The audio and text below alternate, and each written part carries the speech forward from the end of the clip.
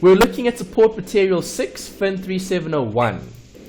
You'll see in this particular section in the notes, I've referenced different study units because they're all short. They've literally taken pages from certain chapters in the textbook to create, okay, their different study units. All right, so study unit 8, 9, 10, and so on. It's all short little sections covering different topics. The first topic is dividend policy. When I look at dividend policy, what comes to mind?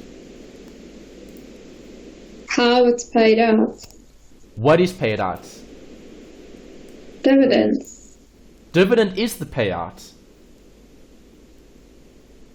It's a payout of what? The retained earnings. No, retained earnings is what you keep. But isn't the dividends paid out from? It's from the profit, not from the retained earnings.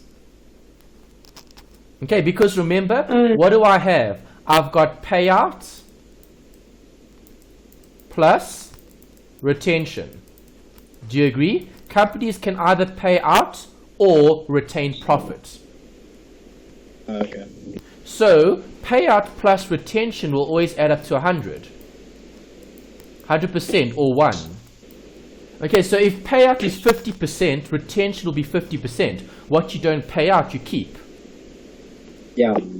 So payout and retention refer to the profit.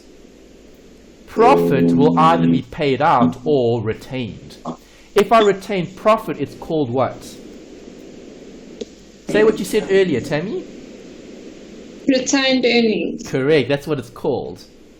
And then a payout of profit is called a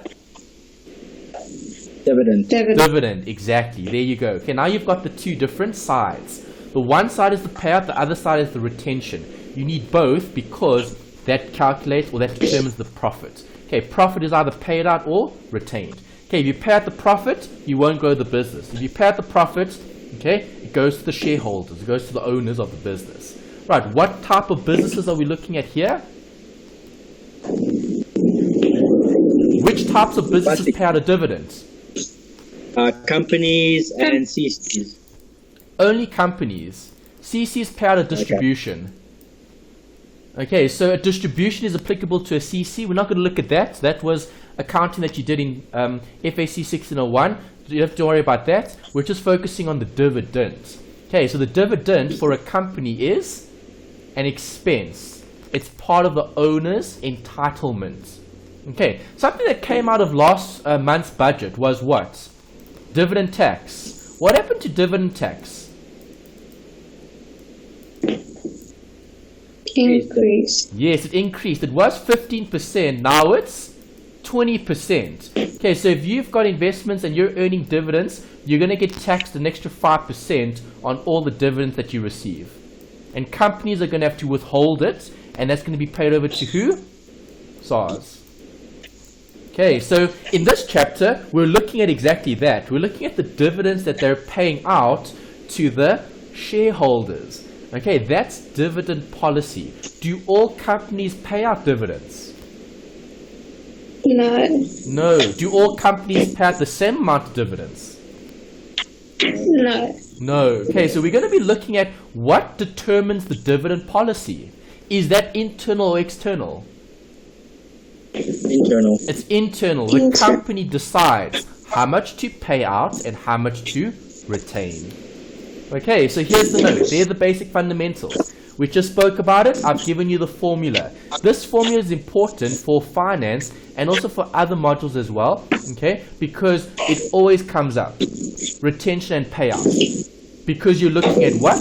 The company's ability to pay dividends or the company's choice to keep a certain amount of profit. Okay, so dividends represent the cash flow that the investors receive from the equity investments based on the share of the retained earnings. So do investors like dividends? Yes. Yes. Do companies like dividends? No. No, because a dividend for a company would be seen as a payout. Okay.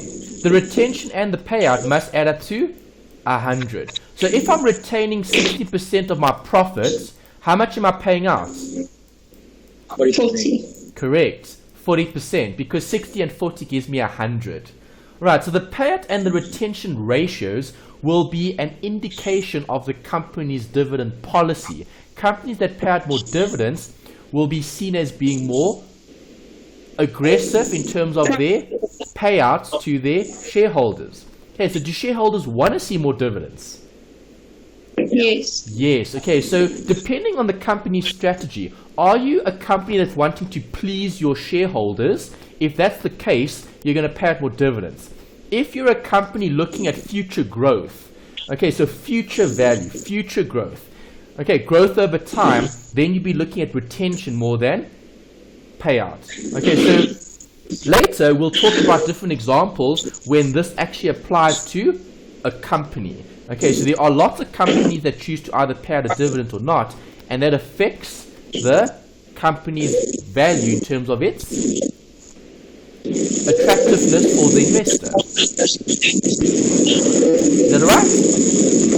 Yeah. You're breaking up. Okay, can you hear me?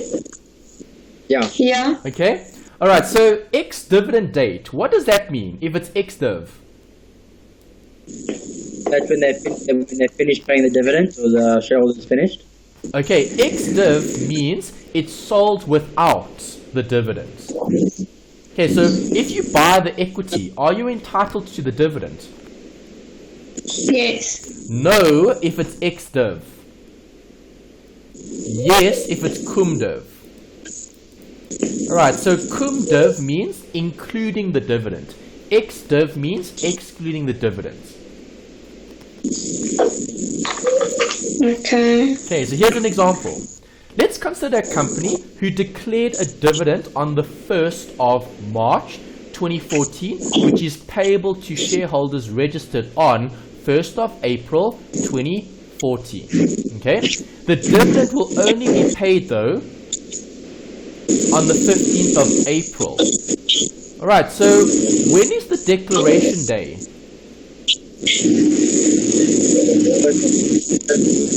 1st of March, right? That's the declaration day. We declared a dividend. Yeah. Okay, the dividend is then only going to be applicable to shareholders registered on the 1st of April. Is that date important? Yes. Very important. Okay, because that date gives you the cum or the ex-div. Is that right? Yeah. Okay. Okay, so if I do buy the share, if I buy the share before 1st April 2014, would I get the dividend or won't I? You will get the dividend. I will get the dividend. Good. So if you buy before 1st April, it will be cum-div. If you buy after 1st April, it will be ex-div, because you won't get the dividend because you wouldn't have been a shareholder up until that point in time. Okay, so as long as you're a shareholder, leading up to 1st of April 2014, you will get the dividends. Make sense? Yeah. Mm. So do you pay tax on dividends? We spoke about it earlier.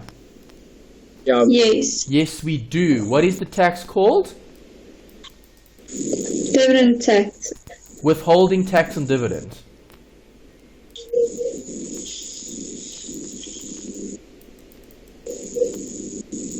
What is it currently in this country? Well, after the budget speech in Feb, dividend tax is now 20%. Okay, so 20% of the dividend that you get goes to SARS. Make sense? Yeah. Okay, you guys have the diagram. Happy with the diagram? Yep. Yes. Great. Right, so how or why, okay, is the dividend policy important? Okay, so what is its relevance? Why do we need to look at it? Well, let's think about what does it actually give us in terms of information. The dividend policy... Anthony, you're breaking up. The Or is it dividend just on my side? Okay, Nice. Anthony? Yeah? You're breaking up a lot. We can't hear you. Okay, just give me a sec then. Let's check the Wi-Fi just to see. Because me and Taryn are struggling to... Alright, so what I was saying here is dividend policy is going to be affecting what? your dividends. Your payout and retention. Okay, so depending on what the dividend policy is, it'll either give more in terms of profit being paid out in the form of a dividend, or it will be focused on the retention. Okay, so when focusing on the why do we have a dividend policy? It's to determine how much is paid out and how much is retained. Okay, it's always about that. Okay, we saw that earlier. Okay, so when looking at payout and retention, when do companies pay out profits? At the end of the financial year, when they have their profits. Possibly. Okay, so at the end of the year, they might pay out profit, or semi-annually.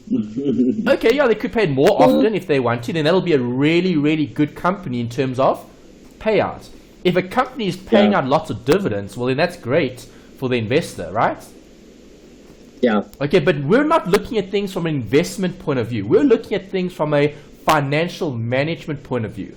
So as a financial manager of the company, when are you going to pay out a dividend? Well, only if there are no more projects to accept. Because as the financial manager, what is your role? To maximize profits. Value. We maximize value and profit in the form of projects. Okay, opportunities. Right, investment opportunities. So the company is going to what? Pay out or retain?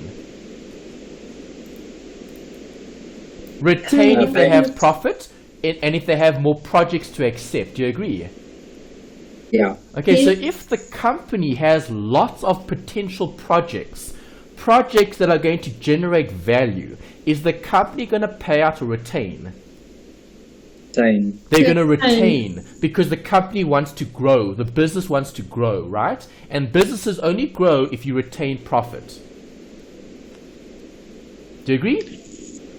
Yeah. Yes. Okay, so with a dividend policy, companies only pay out dividends when there are no more projects to accept. Because if there aren't any more projects to accept, then there aren't any more opportunities to increase value. So now we can take from the business. Do you agree? Yeah. Okay.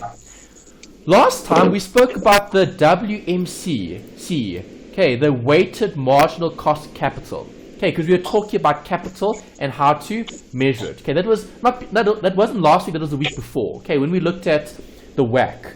Okay, so when we spoke about WMCC, we were looking at a graph, and the graph sloped upwards and downwards. And at some point in time, the two lines intersect. Okay, we'll accept on the left and we'll reject on the right. Because cost of capital gets very expensive when I accept more projects. Do you agree? Yeah. Yes. And projects become less attractive when the returns decrease or diminish. Do you agree? Yeah. Yes. Okay, so there's the summary. What happens to cost of capital when I accept more projects? Increase. Yes, it gets more expensive. And what happens to the returns that I can get for projects if I accept more projects? Should increase. It decreases. Okay, because which project do we start with? The best project or the worst project? The best project. The best project. So if the best project is going to give us 40% return, okay, are we going to accept it? Yeah. Yes, and then we'll accept the next project which might only offer 30%. And then we'll accept the next which only offers 20%. And then we'll accept the next which only offers 10%. Do you agree? So what happens to the returns on the projects? That's decreasing. They decrease when I accept more projects. Does that make sense? Yeah. Okay. Okay. So there's the diagram again. What is WACC representing? Weighted average cost of capital. Good. Okay, which line is representing the WACC? The green or the red? The red. Yes, why the red?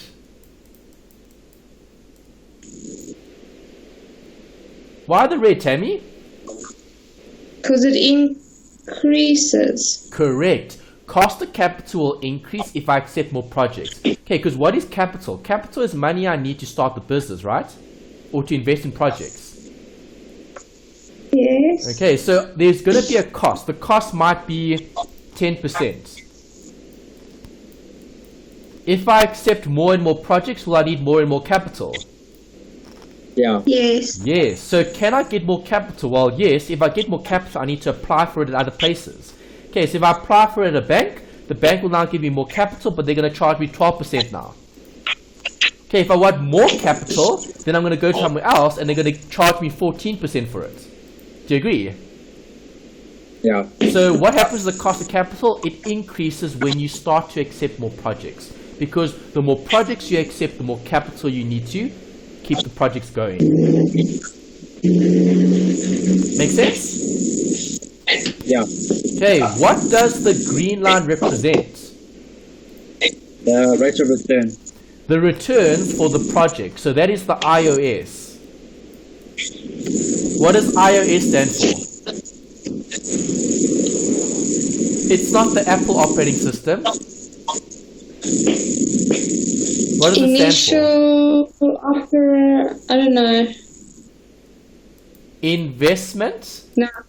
opportunity, schedule. Okay, you saw it on the previous slide. There's it there. There's it there. iOS. Okay. Investment, opportunity, schedule. Does that make sense? Yeah. Yes. Okay, so what did we say earlier? Do we accept the best project or the worst project? Best. The Best. best project. So I used an example, 40%, then 30%, then 20%. At some point in time, you're going to reach 10%. Okay, are you going to accept a project that offers 10% when the cost of capital is 14? No. No, you won't. Okay, so 14 and 10, accept or reject? Reject. Reject. So where do we accept projects? We accept projects that generate value. Okay. Make sense? Yeah. Yes. Happy with the diagram? Yes. Okay, you're going to see a diagram later. I'm going to draw this diagram for you in one of the past papers. There's one of the old past papers are brilliant because they describe a scenario and they show you the WMCC in action. Okay, when you see things in action, it makes a lot more sense. Alright, so later I'll do that question with you when we get to the past papers and we'll draw the diagram. They don't ask for the diagram in the question. They won't ask for the diagram. They're not going to ask you to draw a diagram. That would be very, very strange as a question. Okay, but we'll draw the diagram. I'll draw the diagram and I'll show you, okay, how the actual iOS relates to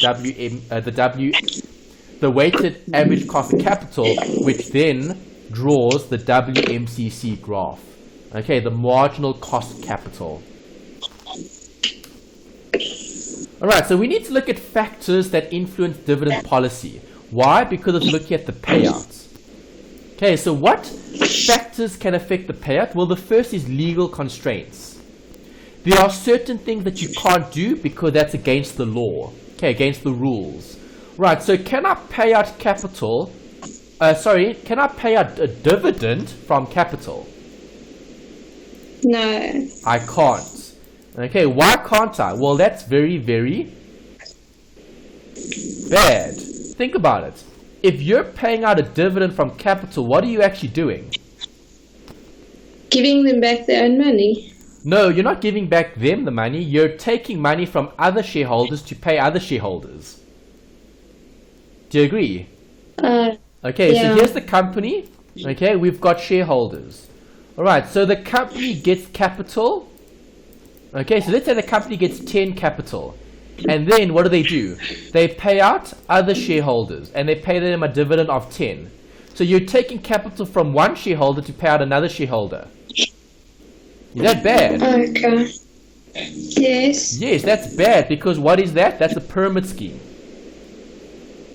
Okay, a pyramid scheme pays out new shareholders from the old shareholders. That's unsustainable. That will never ever result in a good outcome. And that's why it's forbidden. It's against the law in South Africa to do that. Because pyramid schemes are bad. Okay, a company under judicial management, what does that mean? Isn't Being that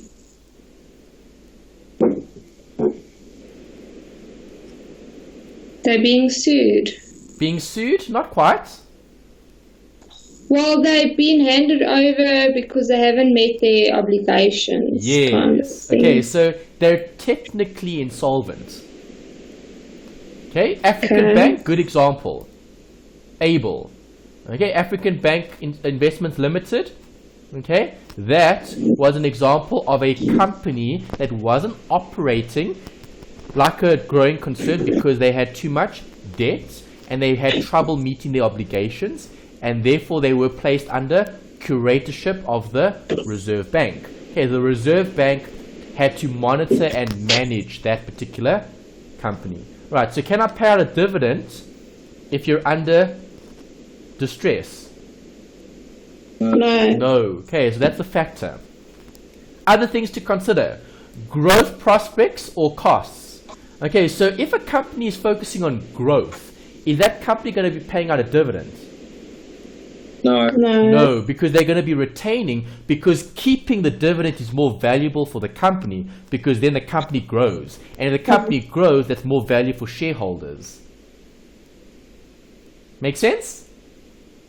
Yes. Good. Other reasons could be tax and market conditions or considerations.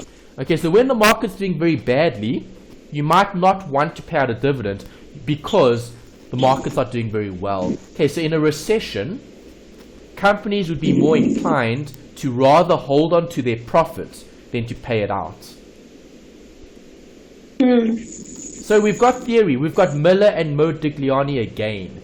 Okay, so what did they do? Well, they were economists that looked at the different companies and they looked at value. Okay, so is a company's value affected by whether or not they pay out more or less of their earnings?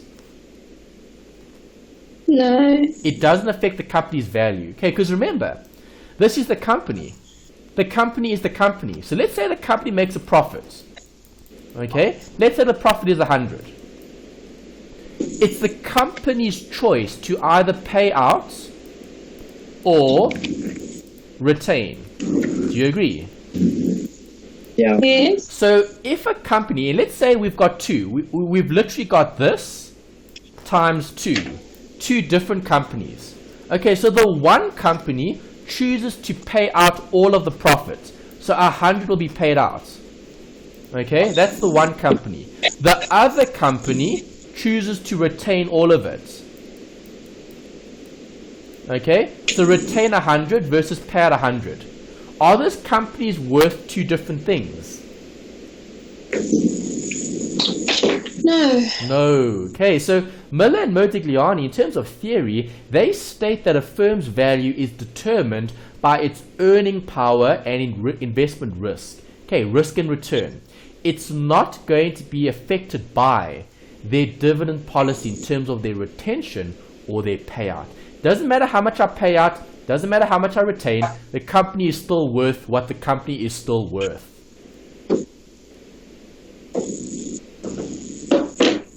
Okay. Is that okay, guys? Yeah. Yes. Great. Okay, so here are the different types of policies. So you get a payout of dividends that can be constant payout. If it's a constant payout, it's a percentage of. Okay, so here's an example. If the company has 100 in terms of profit, or if the company has 100,000.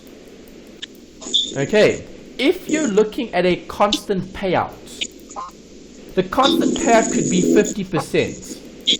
Okay, what's 50% of 100? 50.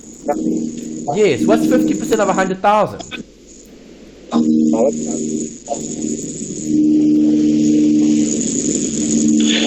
50,000, right?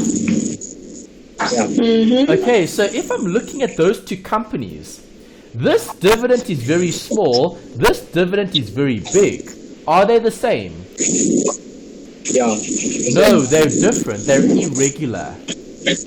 Okay, so the payouts are different.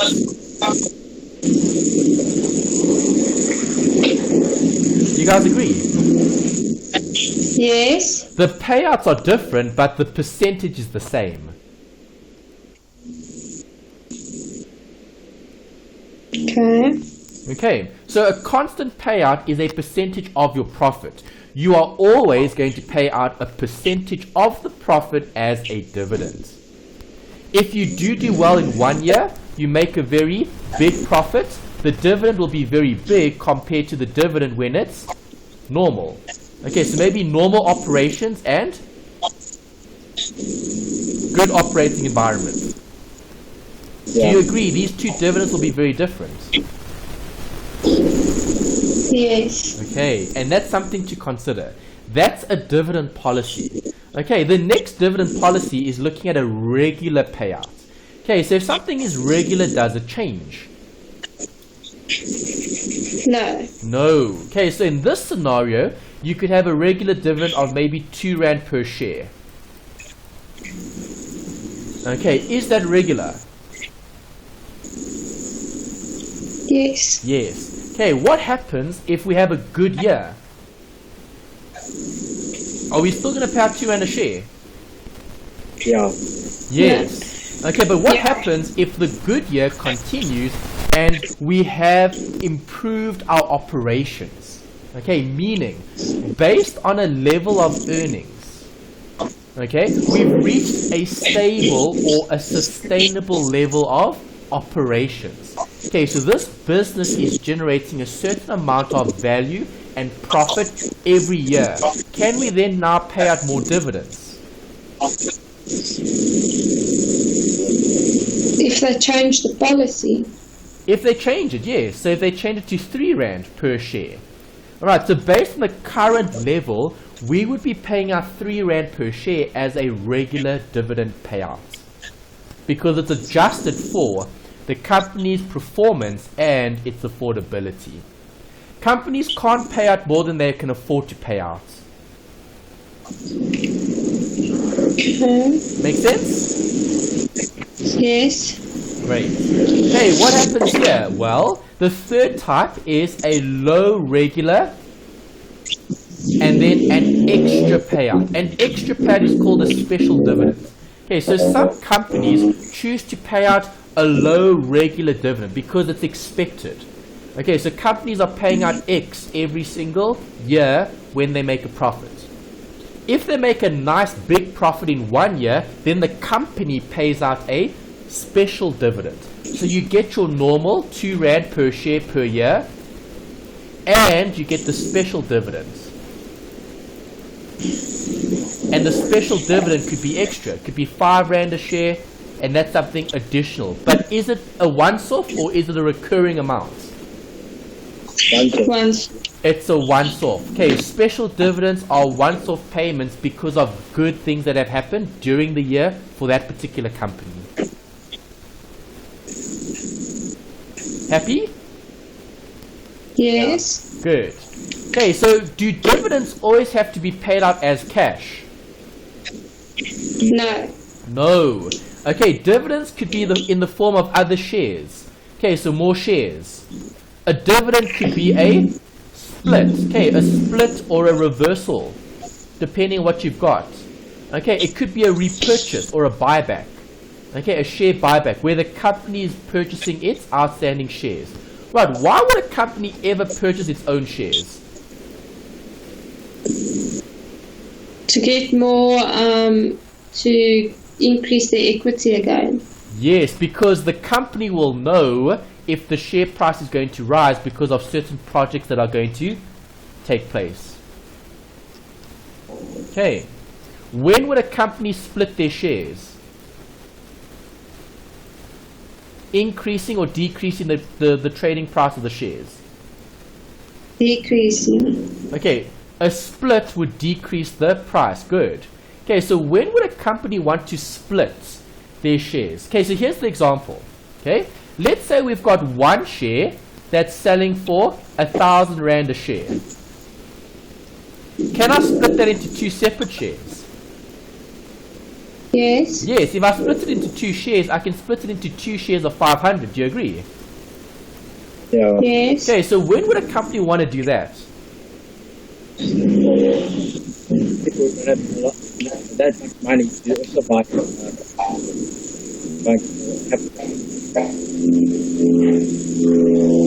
When would they do that, Carl? When a company for capital, Okay, so are you saying that the shares have become too expensive? yeah. Okay, so do you agree shareholders don't always buy shares because at some point in time those shares become too expensive? Okay, the perceived value is too high. So what do companies do? They try to reduce that by splitting the shares to make it more attractive for people to buy more shares. Yeah. Okay, Google and Apple did that. Okay, 2 years back. The reason for that is the companies got so valuable that their share prices were so high. Okay, if the share price is so high, no one's going to want to buy those shares because now they view it as being too expensive. So what do? They split their shares and they make it cheaper for people to buy shares.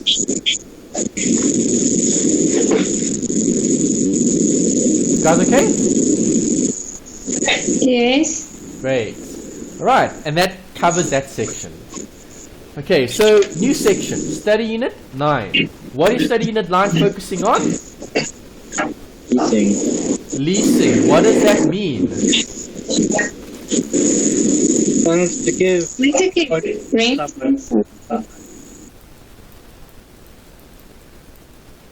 Okay, yeah, leasing could be like renting. So if I've got a lease, there's two different types of leases. You get an operating lease and you get a financial lease. Okay, there's a financial lease and there's an operating lease. We'll look at the theory later. In terms of the textbook, it's literally 6 pages in your book, okay, covering leasing.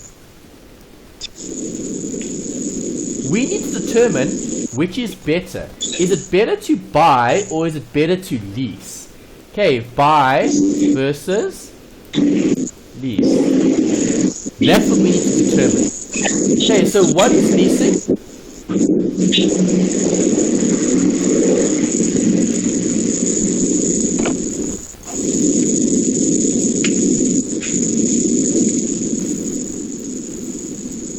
What is leasing? Using an asset. Yeah, using an asset that you don't necessarily own. Do you agree? Yeah. Okay, so here's the question, guys. If you're running a business, okay, do we need to own the building or do we need to use the building? Use it. Correct. Using the building is just as good as owning it because I still have the asset, right?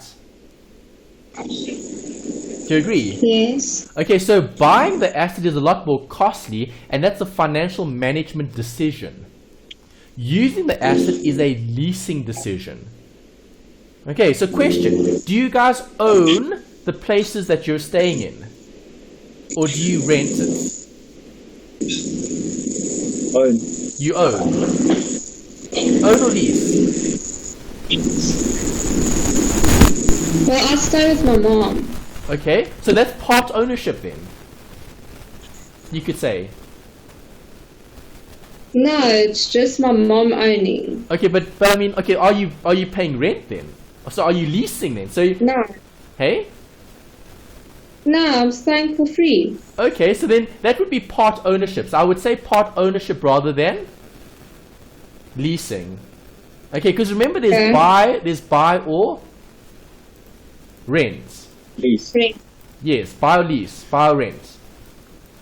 Okay, so it's always one or the other.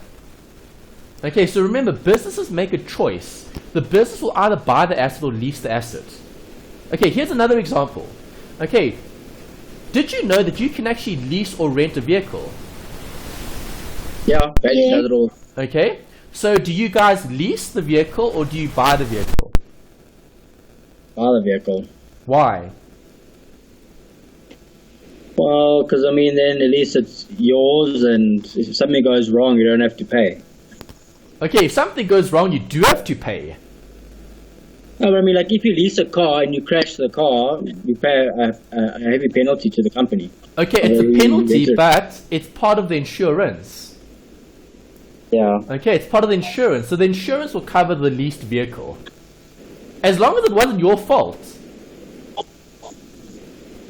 Okay, but if you're buying the vehicle, do you take the risks of ownership? No. Yes. Yes. Okay, if you buy the vehicle, or if you buy the house, or if you buy the assets, the risks of ownership lie with who? You. The owner. Okay, if you lease the asset, the risks of ownership belong to who? The person The- you're leasing it from. Owner, yes, correct. The person you're leasing it from, the lessor. Good. Okay, so the lessor is the person leasing, and the lessee is the person using the assets. Okay, so what benefits can we derive from this arrangement? How can leasing help the business? Brings more income.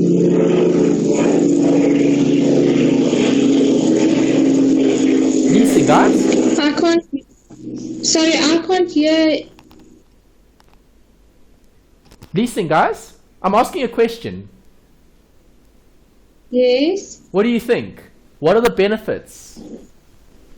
Well, it's a form of income for the company. For which company? Well, for the company that's leasing the vehicle. Okay, the company that's leasing the vehicle would be an expense. Well, the leasor is the income, and the leasee is the expense. Okay, good. Okay, so leasing could help with the lessor in terms of income, because a lease for a lessor will be viewed as income. Okay, so the lessor in terms of benefit could be deriving income.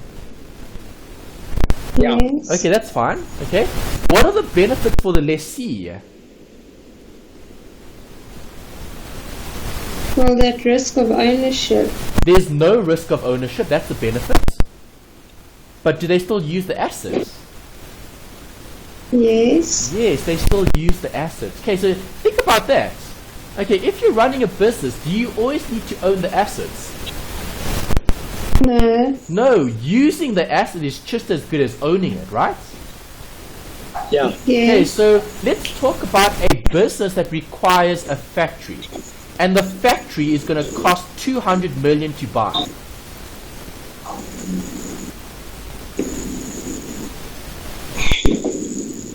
Is the business going to have 200 million rand to buy the factory? No. Maybe if they do, then they could buy it. But if they don't, does that mean they don't operate? Well, yeah, they don't have it. They rent, they can operate. Correct. There you go. What you just said is the right answer. Okay, instead of buying the factory then, let's rent it. If I rent the factory, let's say the rent is only going to be 100,000 a month. Okay, so see, this is the benefit for deriving this arrangement. Okay, so here's the scenario. Okay, so let's assume that the three of us are running a business. okay? The three of us require a factory, okay? And between the three of us, we have 200 million sitting in our capital in the business. Okay, so all three of us have contributed 200 million, okay? And we could buy the factory. Do you think it's a good idea to buy the factory? Well, I'm going to say no. I don't want to buy a factory because it's risky to manage property. What are you going to say, Carl? Should we buy this factory or should we rent it? I'd rather say buy, because basically by 2 years you've already paid. Oh, no. Okay, give me your view. Give me your view. As a business, if we're running this business, are we going to buy the factory? You can say yes, eh? Well, both can be right. You have to determine. We need to determine what's better. Okay, so what's your view, Tammy? Buy or rent? What do you want? Well, I still say both, but it's choose on one. Come, we need to make a decision. If we're running a business, we need to make a decision. Buy or rent. So what's your choice, Tammy? Buy or rent? Well, I'm sure you first have to do a few sums to work out if it's worth it to buy or if it's better to lease. Okay, good. Okay, see, we need to get to the workings. Okay, you always have to do a working to determine if it's a good idea to buy or if it's a good idea to rent. Okay, so right now we're just discussing the benefits of buying versus the benefits of renting. Okay, so my argument for renting could be, well, if I rent the factory, I don't need to repair it, I don't need to maintain it. I just need to use it. Okay, use the factory, get the benefit, that's fine. Let the owner worry about all the risks. Okay, my argument for buying the factory is, well, if I buy the factory, I own the asset. After having used the factory, I still have something of value that I can dispose of. Okay, so do you see both offer benefits and disadvantages? Do you agree? Yes. Okay. Alright, so what leases do we get? We get two types. Here are the two types. Okay, this is how I remember them. Okay, so operating lease starts with the O. Operating, O for operating, O for lessor, O for ownership. Okay, so it's OOO. Okay, operating lease. The ownership transfers to who? Well, not transfer, sorry, I said transfer. That doesn't transfer. The ownership is with who? The lessor. The lessor, yes. It's an operating lease. Okay, so operating lease would be, you own the asset, you rent out the asset, but at the end of the day, the asset is still yours because you're the owner. That's an operating lease. Happy? Yes. Yeah. Okay, and then this is how I remember financial lease. Think about finance. If it's financial, you're taking out finance. To do what? To buy the asset. Okay, so with the financial lease, the lessee makes the payments and the ownership transfers to the lessee. So it's seen as like a financing agreement. Okay, it's almost like a funding, it's like a way to finance assets. Okay, so you pay for the use of the asset and over time, the asset becomes yours. Do you guys agree? Yeah. Mm-hmm. Okay. Which types of assets would we use for operating? Well, computers and printers. Okay. Printers and computers get outdated very quickly, right? Yeah. So would we rather lease those? Yes, because then we can get the latest printer and we can get the latest computer every single month as long as we've got the lease agreement in place. Do you agree? Okay, with a financial lease, you're looking at assets that gain value. Right, land and buildings. It'll be a good idea to have a financial lease for land and buildings. Why? Because I'm using the building and hopefully at the end I can transfer ownership from the lessor to the lessee, and then the lessee owns the building. and hopefully the building would have increased in value. So that makes sense, right, for the lessee to take out a financing lease to transfer ownership at the end of the lease. Yeah. Okay, but it doesn't make any sense for computers and printers. Happy? Yes. Okay.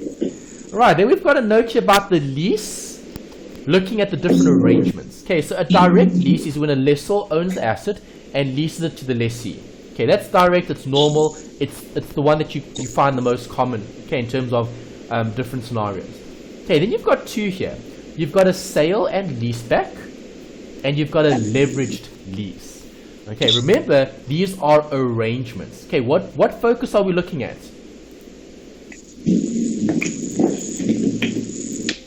Financial. Financing, yes, financial. Right, so how does a sale and lease back work? Well, this is how it works. Okay, it's a sale, meaning you sell the asset and then you lease it back. Okay, so I'm going to try to give you an example that you can relate to, because you guys spoke about cars. Okay, so does the car have value? Yes. Okay, so let's assume that you wanted capital today. So the company needs capital today. Okay, or let's say you need capital today. Okay, what can I do? Well, I've got an asset of value, right? The car. Okay, I just need the vehicle to travel from A to B, right? Yes. Okay, so as long as I've got the vehicle and I can still travel from A to B, can I use that vehicle to generate capital to invest it in somewhere else? Okay, so let's say, okay, how much is this car worth, guys? 100,000. Okay. Alright, so that car's worth 100,000. Alright, so let's do this. Let's sell the vehicle today. So if I sell the vehicle today, which is a sale, I'm going to realize 100,000 for it.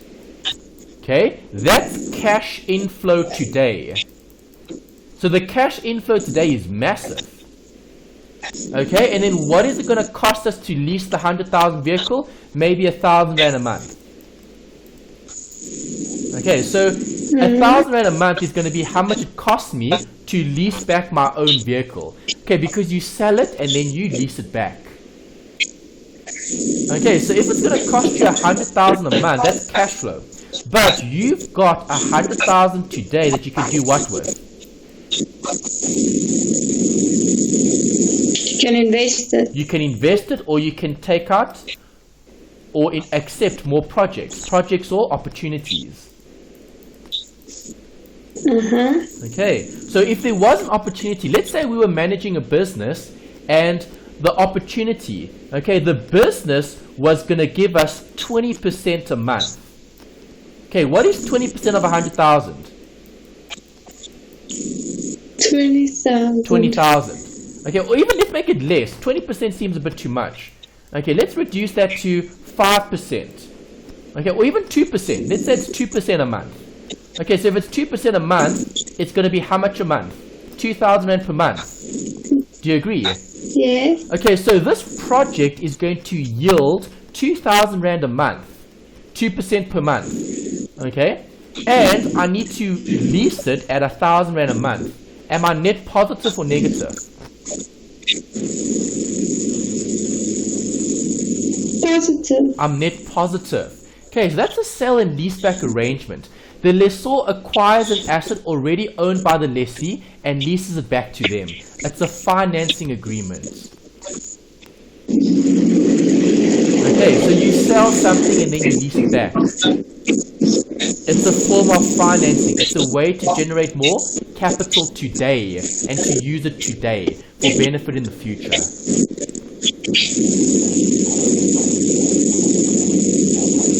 Make sense? Yeah. Okay, what is a leveraged lease?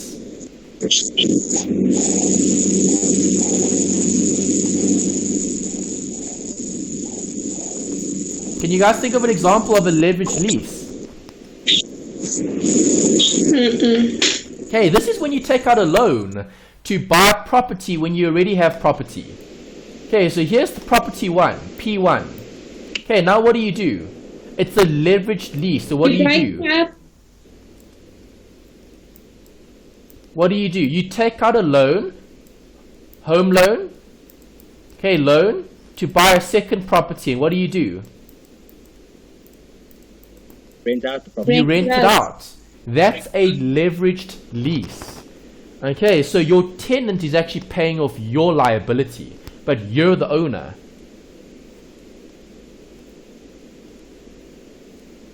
You guys okay? Yeah. Yes. Okay, that's a leveraged lease. A leveraged lease is when you borrow to buy an asset and then to lease out the asset that you bought.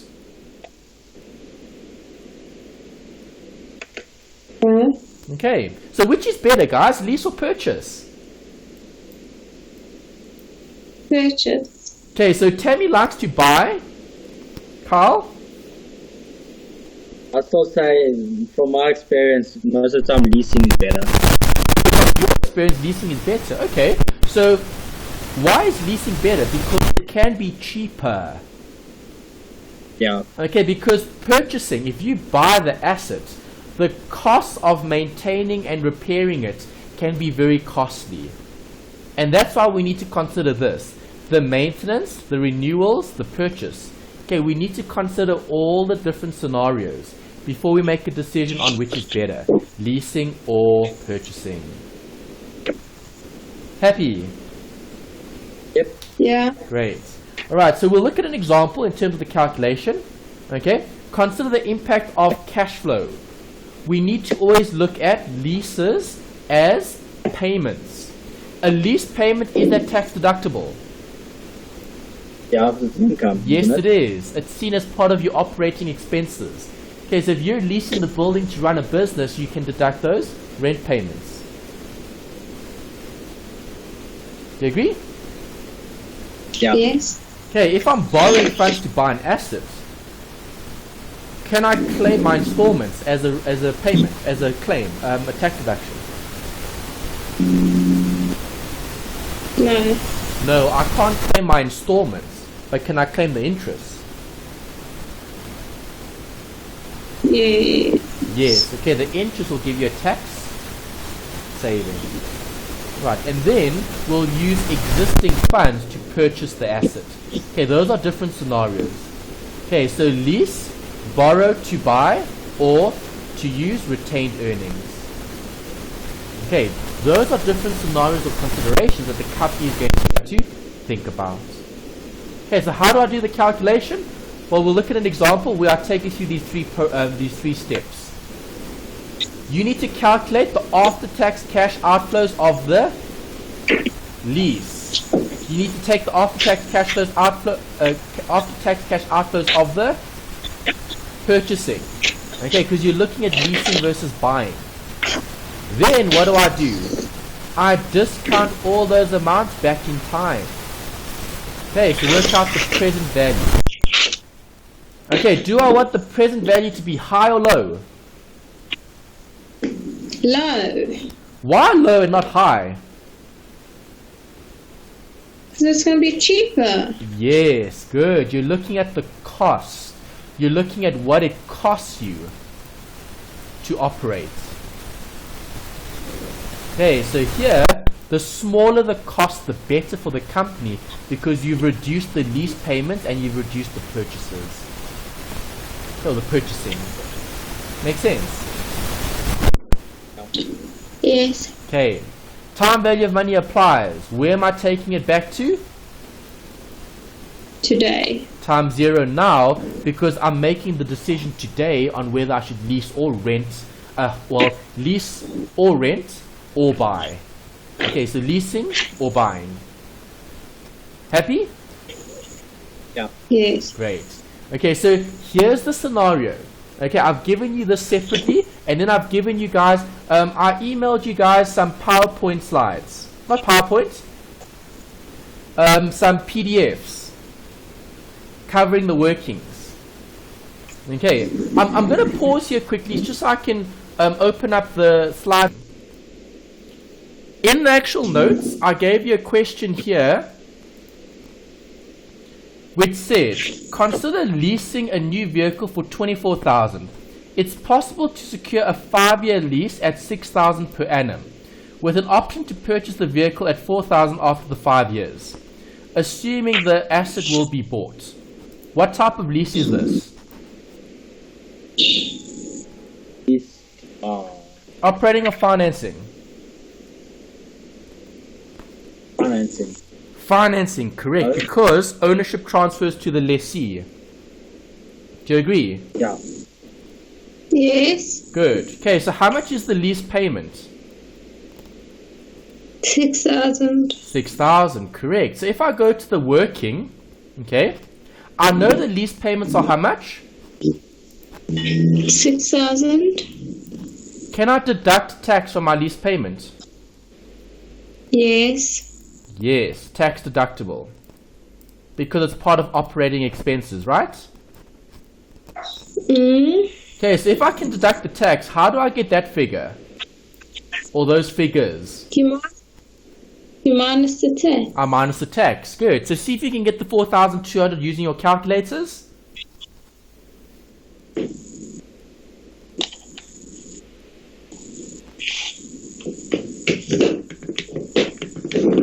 $6,000 times 1 minus the tax, right?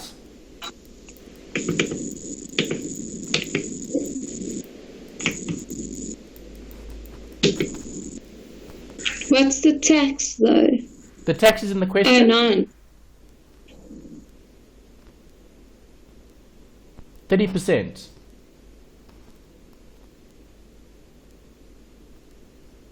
Do you have it?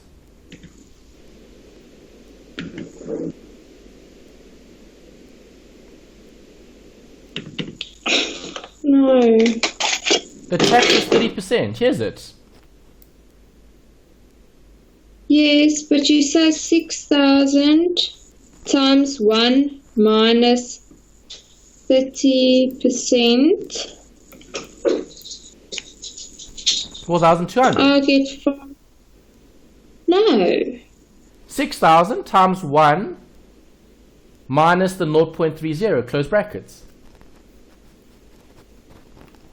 Okay, I didn't use brackets.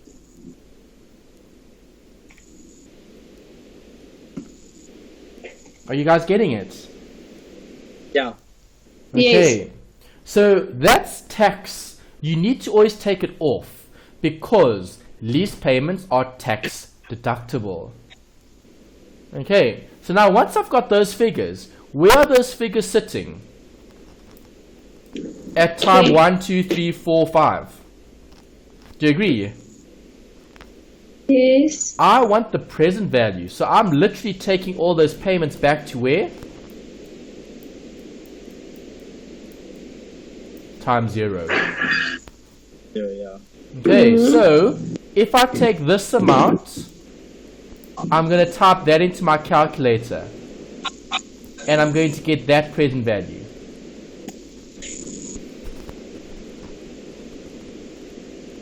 See if you can get that figure.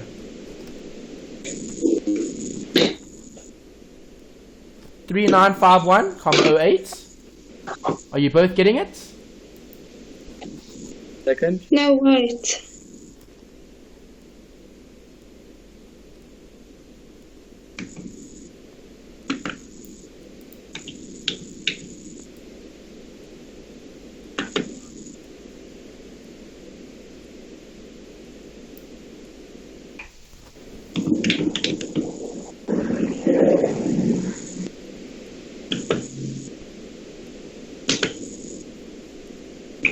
Yeah, I'm getting it. Yes. Okay, good. Alright, so that's the first... Where do you get... Anthony, how do you get the 6.3%? Okay, the 6.3% is the rate. What rate do you pay on your loans? 9%. 9% must be after tax. Okay, so the 9% is before tax. The 6.3 is after tax. They say 30% of 9%. 30% of 9% gives you an amount, and then subtract that from 9%. Oh, okay. Okay, that's just the rate. Remember, everything must be after tax because there's tax relevant costs.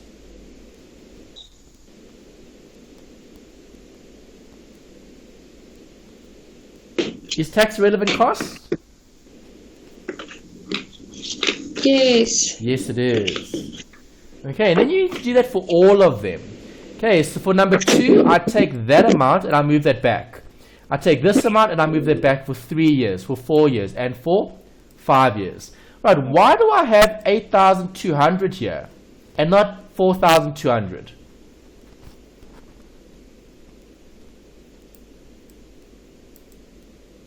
This is the lessor or the lessee? It's the lessee, it's the lease.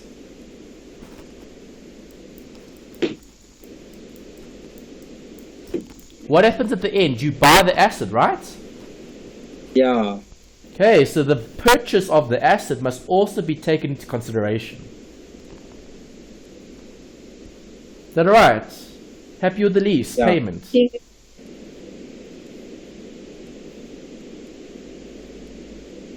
Yeah. Okay. Alright, so that was the easy bit. That shouldn't be too difficult. Just remember 2 things.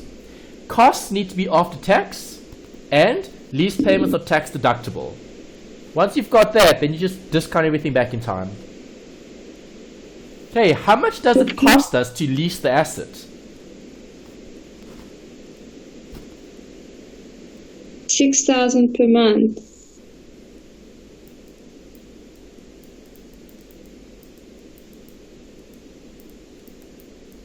How much does it cost us to lease the asset over 5 years? 24,000. Yeah, 20,495. That's the cost of leasing the asset. Okay, so do I want this to be higher or lower than the purchase? Lower. Well, it depends. Okay, it depends on Higher your the agreement. It could be higher or lower. Okay, I'm going to choose which option, the higher or the lower.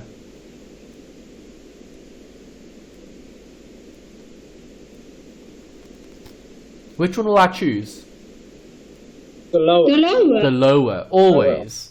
Okay, because you don't want costs to be higher, you want them to be lower. So that's the cost of the lease payment. Do you agree? Yeah. Okay, Yes. let's look at the purchase. Okay, so with the purchase, you are going to have to draw up 2 tables. One is for the amortization, and one is for the actual buying of the asset. Okay, do you guys still remember how to use amort on your calculators? Yeah. Okay, good. Tammy? No, I can't remember. Okay, you're gonna press the AMRT button. Yes, I know that. Okay, so we first need to draw up this table. The loan. Okay, so what is my interest rate? 0.9. 9%. I'm working out what? Purchasing. No, we're working out the amortization, so I need what? The variables. Okay, so what did the question give you?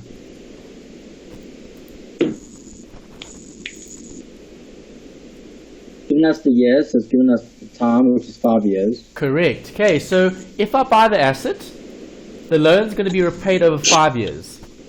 Do I have the payments? Yeah. No, it's maintenance. Yes, I do. Yearly payments of 1670. Yes, it is. Sorry. Okay, interest rate of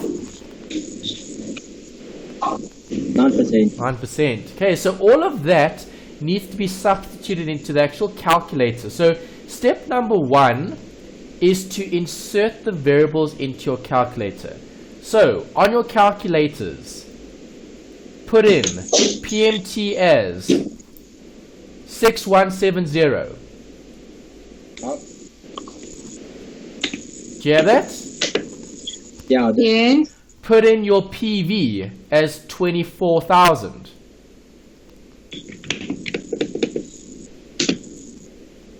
Got that? Yes. Yeah. Put in your rate as 9%. Yeah. And how much is your N? 5. 5. Okay, put in the 5. Alright, so now, just to make sure everything is tallying up, press compute. So compute the PMT. Where the hell is that?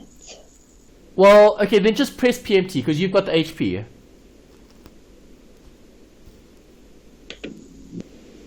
Yes. What do you read on your screen? 6170.21. 6170. Okay, with some Yes. sense, right?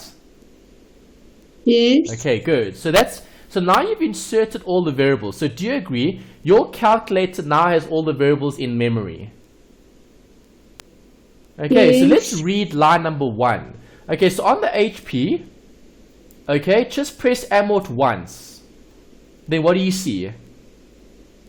Second function amort. No, just amort, just the button. Well, wherever the button is on your calculator. Well, it is a second function. Okay, but the second option. function, second function is. Okay, then it says 1-to-1. Okay, good. So now it's 1-to-1. Right, so now press equals as many times as you like, and you'll read the different line items. So press equals once. What number do you read? 4010. What is that? There's it, the principal. Press it again. Yes. Equals. 2160. There's the interest. Press it again. 19989. There's it there. Balance. Okay, that's how you use amort. Right, now if you want the next line, press amort again. 2, right?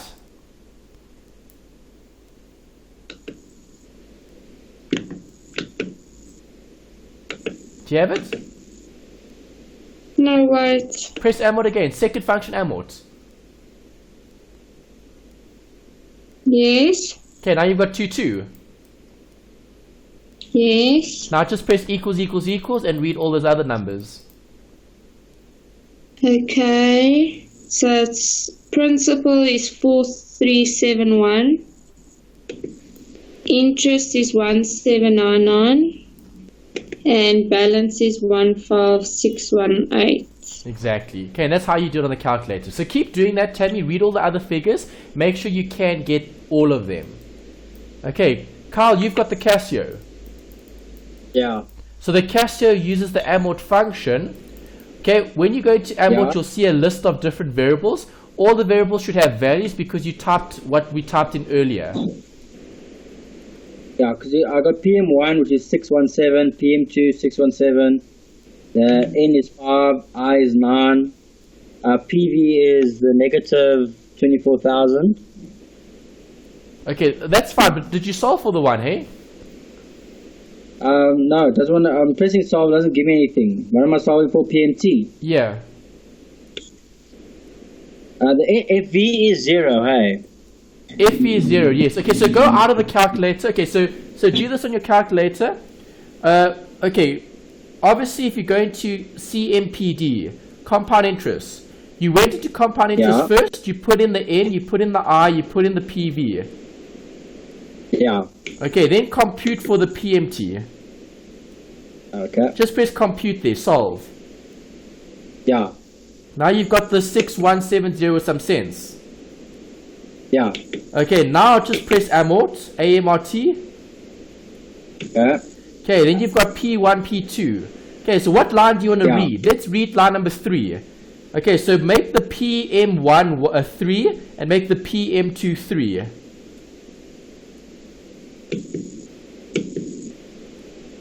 Okay. Okay, then scroll all the way down and then you'll see balance, BAL, interest, principal, and then just press solve to read those figures. Do you read the same figures in the table? Let's see. Okay, yeah, I do. Now I understand. Okay, balance is? And the balance was 10855. The interest is 1406. Okay, yes, okay, good. Yeah. What is that? Okay. Okay, so you have to use amort. Well, first I got to do compound and then amort. Oh yeah, because the amort I put payments, I put the actual payments, I didn't put the years. Now I remember. Okay, yeah, you have to put all the variables in. Yeah, I forgot. Yeah. Okay, once the calculator has all the variables, then you can use amort. Okay, you guys all alright? Yeah. Yes. Okay, great. Okay, so now you've done the first bit. That's the long bit in terms of using amortization. Okay, once I've got all of that, then what do? I need to interpret. Okay, so are my loan payments deductible? No. No. Is my maintenance deductible? Yes. Yes. Is my depreciation deductible? Yes. Yes. Is my interest deductible? Yeah. Yes. Yes. Okay, so those amounts, add them all up, what do I get? 8460. Yes, that's your total deductions. That's important. Okay, why? Because what benefit do I get by having all these deductions?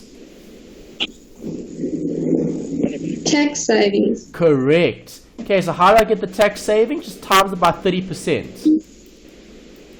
If you times it by 30%, what do you get? 5132. What? Oh no, 2538. Yes, 2538. Do you agree? Yeah. Okay, now what do I do?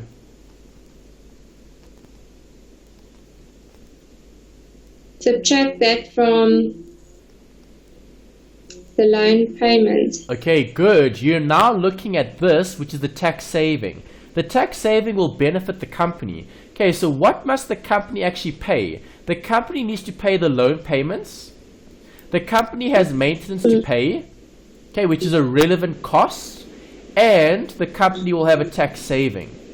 Alright, so to get the after-tax cash flows, this amount. Okay, on your calculator, put in 6170 plus maintenance of 1,500 minus a tax saving of 2538. What do I get?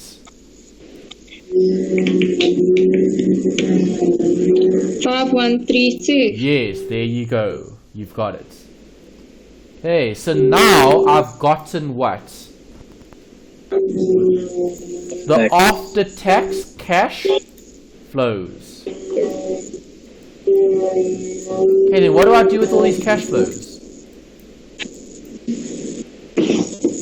Add them up. Discount them back and then add them up. Does that make sense?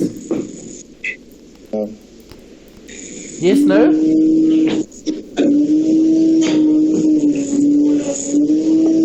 Guys, yes or no? No.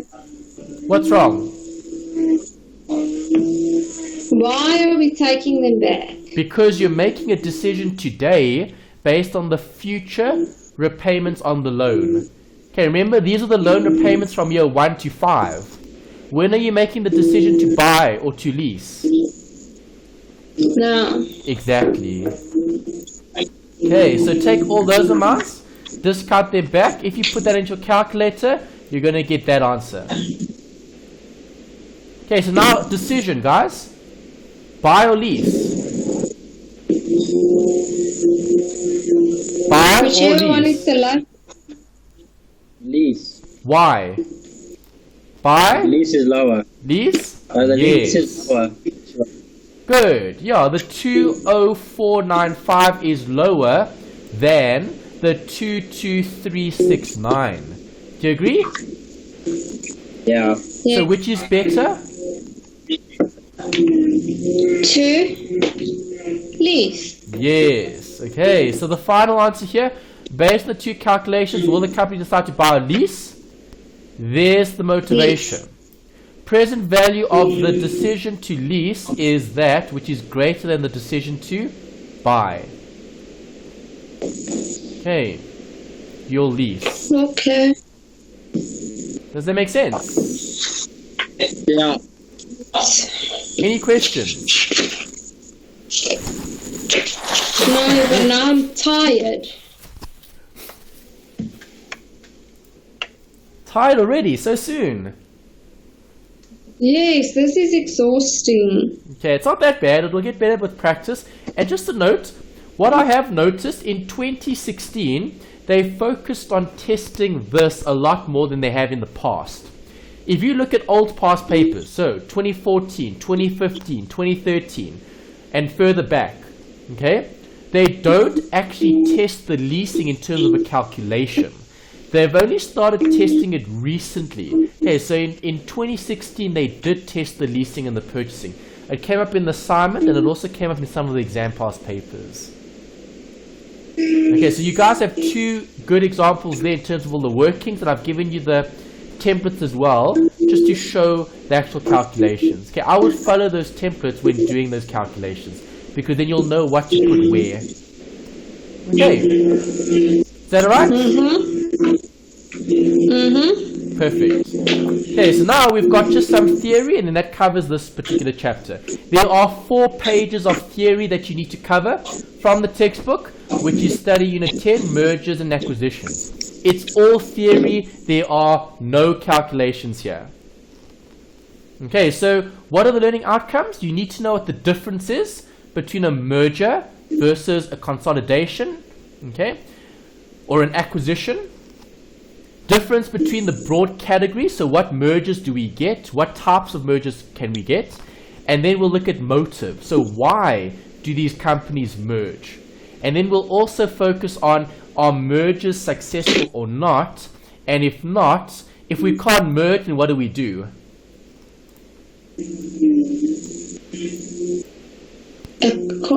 Acquire. Okay, so if you can't merge, you then acquire. And then we'll look at the different considerations that should be addressed, okay, when merging or acquiring. Right, so first step. Firms can expand by acquiring control. How much voting rights do you need to control a company? 50%. Greater than 50%, yes. Alright, so if you own greater than 50% of a firm, you control that company. Do you agree? Yes. Okay, so if I look at a public company, where are those shares listed? JSE. Correct. In the secondary market, which is the JSE. Okay, so if you had to buy 51% of any JSE company, would you own it? Would it be yours? Yes. Yes, it would. Okay, and that's what mergers and acquisitions is looking at. Okay, it's looking at corporate restructuring. Okay, so when we talk about corporate restructuring, companies can buy and sell companies. Companies can buy and sell departments within their companies. Okay, we're looking at a merger and an acquisition. Right, so why would we ever want to merge or acquire a new business? Well, it's all about what we spoke about all the time, okay, in terms of this, value. What must we do for shareholders? We need to maximize their value. In order to maximize value, I may decide to buy other companies. Okay, and it also helps with reducing risk. Companies should consider diversification. Diversification means don't put all your eggs in one basket. Okay, so split it, keep it separate. Okay, something else that you can also look at, synergy. Okay, so 1 plus 1 equals what? 3. 3. Okay, if we're looking at synergy, because that's teamwork, that's working as a group. Okay, so you can achieve more as a group than you would as an individual, okay, because of synergy. Right, so one company might have a certain set of, let's say, products or skills or expertise, and another company might have different products or skills or resources. And if the two combine, they become a much better business. Make sense? Yes. Okay. Growth could also be a factor. Companies may want to buy other companies so they can grow. Or they might want more capital in terms of financing. Right, so when looking at terminology, there's the keyword. Corporate restructuring is the expansion or contraction of a firm's operations, meaning the buying and selling of companies within the organization. Right, a merger is when two or more firms combine and they form a larger entity. You get two different views in terms of the holding company and the... Anthony, you're breaking up. Okay, you get two different views. You get the holding company, you get the subsidiary, right? Yes. Okay, so the subsidiary is what? Substitute. Part of the holding company. The holding company is what?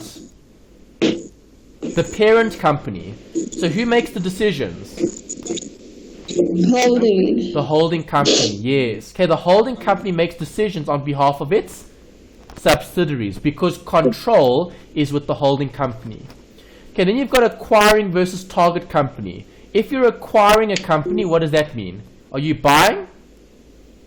Yeah. Yes. Okay, acquiring Yes. means you're trying to acquire or buy a particular company, maybe a smaller business. Target is the business being bought or acquired. Do you agree? Yeah. Okay.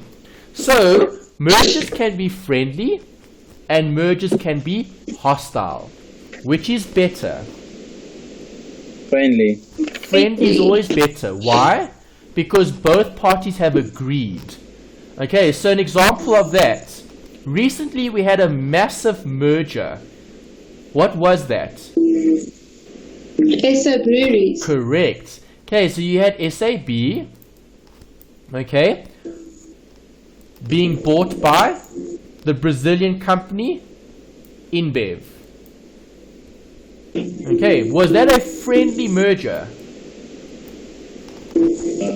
Yeah. Yes, okay, it was friendly because they didn't fight and argue about the deal going through. Okay, the deal was massive. Okay, we'll look at the article just now. I've got something to show you that relates to what we've discussed here. Okay, so SAB and InBev. Okay, you also get hostile takeovers. Okay, those are a bit more problematic. Why?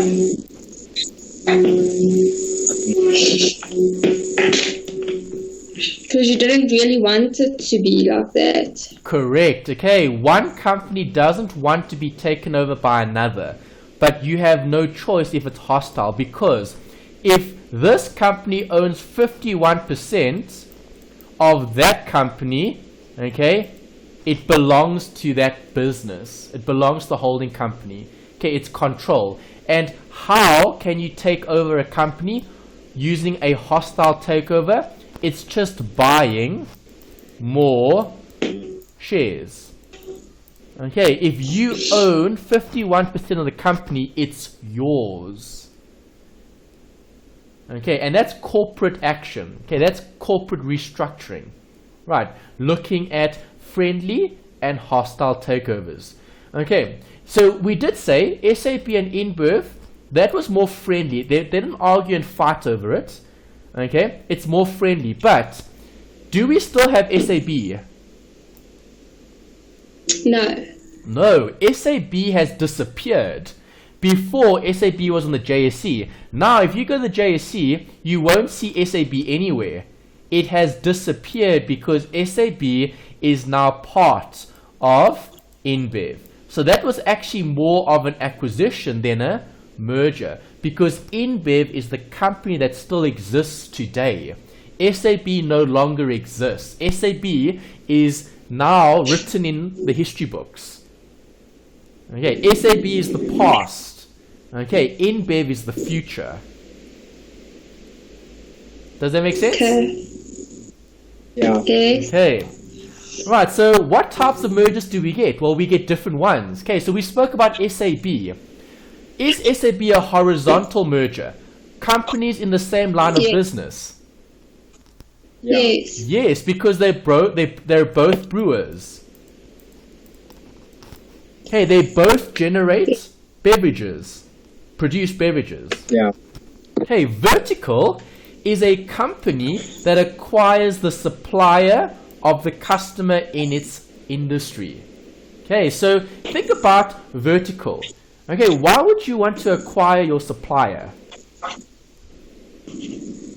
Because then you can, your cost is cheaper. Correct, well done. Okay, the costs are cheaper because now you're all working for the same team. Okay, because think about this. You've got one company here, A, okay, and then you've got another company here, B. If they're separate, B is going to sell to A at a profit. But now, if A acquires B, they both belong to the same team. Okay, so now A and B work together, it becomes more profitable because, as you said, you reduce the costs. Good. Right, congeneric is when you merge companies in the same general industry. Okay, general industry. So example I can give you is banking and insurance. Are they both in the same general industry? Yes. Yes, banking and insurance are both part of the financial sector. Okay, so if a bank had to merge with an insurer, or if an insurer had to buy a bank, it would be seen as a congeneric merger of companies because they're in the same general industry. Okay, insurance is very different to banking, but they're similar. Make sense? Yes. And then you've got conglomerate. Conglomerate, best example I can give you is Bidvest. Okay, Bidvest is a massive conglomerate because it's a combination of unrelated businesses. There's lots of diversification. Okay, Bidvest does all sorts of things. They do cleaning material, they own the Wanderers Stadium, they do transport, they do all sorts of things. Okay, so Bidvest is a conglomerate because all of those things are different. They're unrelated businesses. Okay, so one business, Bidvest, buying lots of other businesses. Happy? Yeah. Great. Yes. Okay, then the last slide here is just a note about strategic versus financial. Okay, remember, when parties merge, so see, here's the actual merge. Okay, so this is a nice picture for it. Merger is SAB. That's what SAB is thinking. It was a merger. But InBev is actually thinking, well, it was actually a takeover.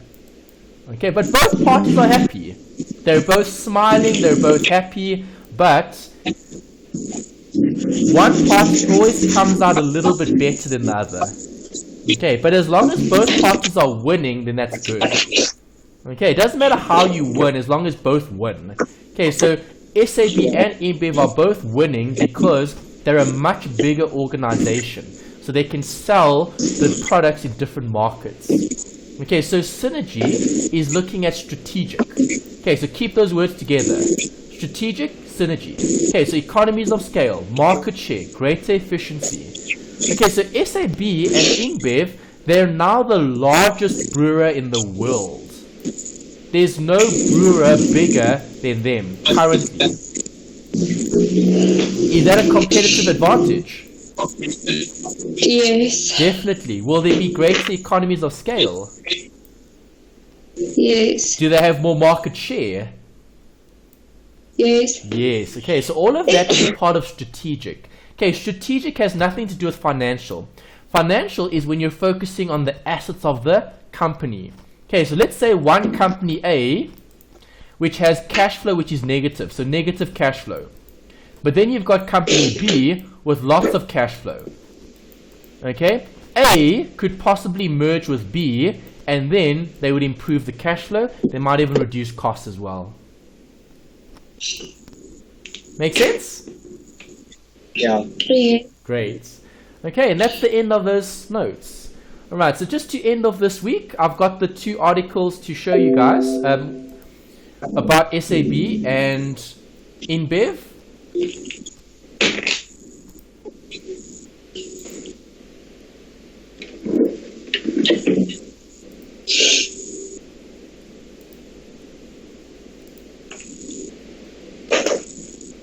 Okay, so here's the article. SAB Miller merged with Anheuser-Busch InBev. Okay, it was approved. This article was from Eyewitness News, okay, last year around June. Okay, that's when the actual deal went through. Okay, how much was the deal worth? Do you guys have an idea? Billions. Billions?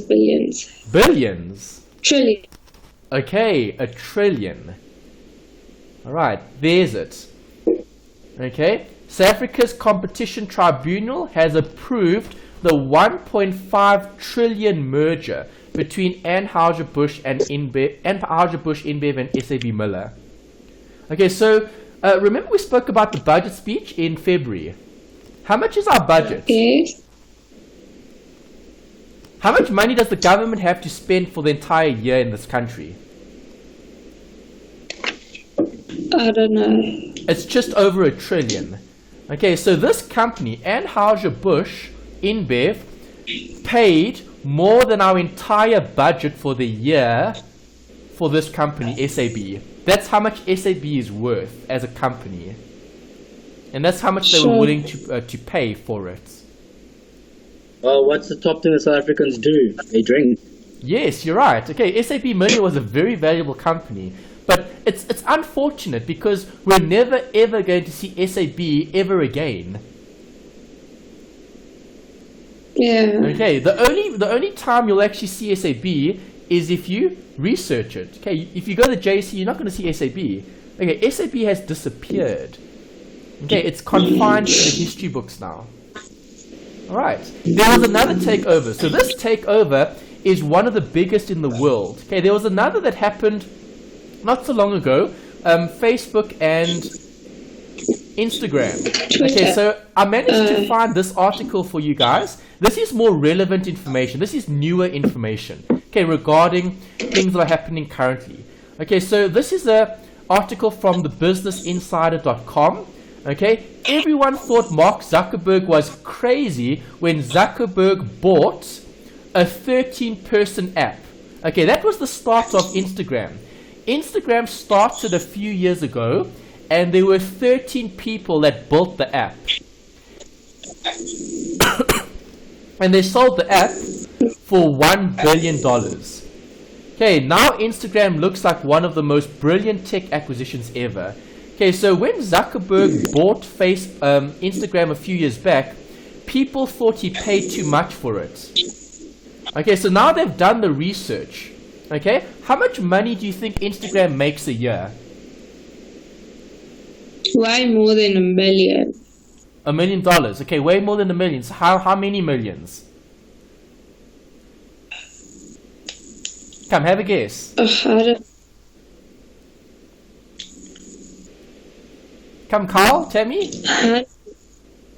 100 million. It's about 150 maybe. 150. Okay, so remember, how much did Zuckerberg pay for it? Zuckerberg paid $1 billion for Instagram. Okay, have a look at this article here at the bottom. Where is it? Here's it here. Okay, this is Barclays' estimate, okay, in terms of the revenue. Okay, Instagram over the last quarter made 276 million. Okay, in 2016 they're going to make, in terms of what they've looked at, see, projects that Instagram will eclipse 1.3 billion in 2016. Okay, so do you think Zuckerberg did a good job? Yeah. Yes. Okay, in that year, in that 1 year, he basically paid for Instagram with profits. Yes. Okay, because every quarter Instagram makes 276 million.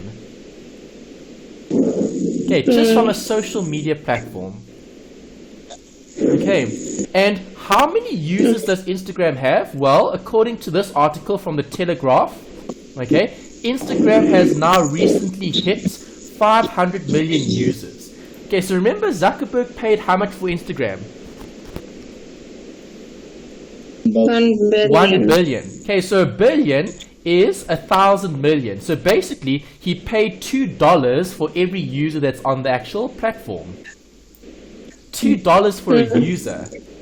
That's like 28 Rand, okay, to have a user who's part of this massive social media platform, Instagram. Okay, so it's just fascinating. Was this a takeover or a merger?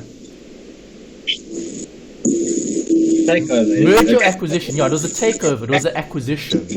Okay, so Facebook bought Instagram. Okay, Instagram is now part of the bigger business. Okay, and this was from June last year. Okay, so 2016. It's probably more than 500 million now. Okay, so every time more users go onto Instagram, okay, Zuckerberg's decision to buy Instagram a few years back even becomes better and better. Okay, so this guy really had a good foresight in terms of people thought he was crazy. Okay, when he paid so much for a company. I mean, 13 people generating an app, okay, worth $1 billion. That seems a bit extreme, but it wasn't, because now the numbers are showing you how much more valuable that company actually is. Okay, so was this financial or was this strategic? Strategic. It was strategic, good, because 1 + 1 equals a lot more. Facebook plus Instagram has a lot more value than Instagram and Facebook separately. Okay, so Zuckerberg was looking at strategic, okay, not financial.